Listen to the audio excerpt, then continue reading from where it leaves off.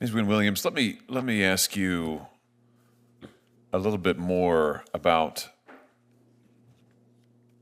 the censorship tools that you've been asked about today, you've testified about, but that were actually deployed in Hong Kong and Taiwan. And let's just, if we can, let's just look again at the privacy team email. Not that one. That one.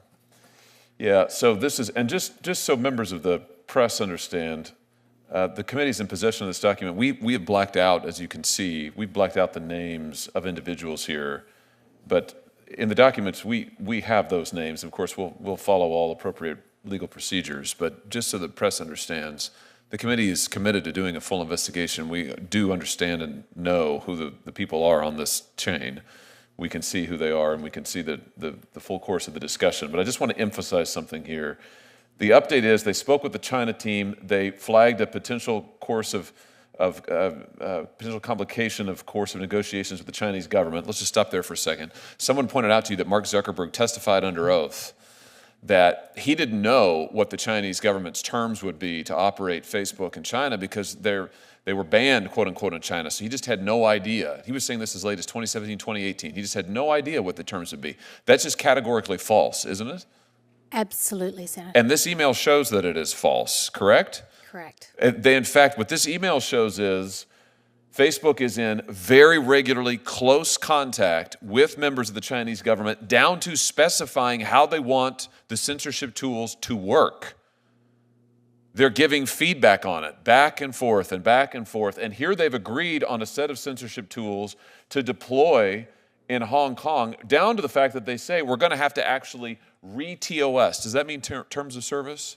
Correct. So in other words, they're going to have to push out to Hong Kong users a new click thing for them to click on, which they won't, of course, really understand or know because it's almost impossible to decipher. But in fact, what they're doing is it's allowing Facebook to stand up new censorship tools on behalf of the Chinese government. Is that correct?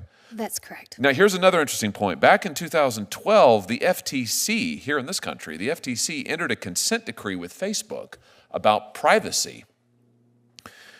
Do you remember, Ms. Wynne-Williams, this would have been early on in your time at the company, but do you remember roughly any of the terms of that FTC consent decree? Because they are relevant here. I do, Senator. They were intended to prevent Meta from deceiving people about the extent to which they collect and share their data. Yes, so the part of the order is, and let me just quote, Facebook shall, quote, shall not misrepresent in any manner, expressly or by implication, the extent to which it maintains the privacy or security of covered information, end quote, which is user data. Now, Facebook is under a consent decree with the FTC on this basis, and yet they are deliberately misrepresenting across the world the security of user data. They are negotiating with the Chinese government to turn over user data, grant the Chinese government access to Chinese user data, including the Hong Kongese, including Taiwan, and yet they're representing to American government officials, no, we don't do that. We don't do that. In fact, they testified under oath, we don't make user data available. All of that was just lies. Is that fair to say, Ms. Wynne-Williams? Senator, many, many decisions have been made, and they were all premised on the basis that Meta would hand over Chinese user data to the Chinese Communist Party. So in addition to lying to Congress on what seems like a fairly regular basis, lying about suppressing dissidents, lying about setting up censorship tools, they've also arguably violated FTC consent decrees. And we have the documentation. This isn't just Ms. Wynne-Williams' opinion. This isn't just her recollection. We have the documentation with the Facebook employees, who I might add are high-level, executive-level employees, who are planning this and doing this. It's quite extraordinary. This was a pattern of operations at Facebook over and over and over.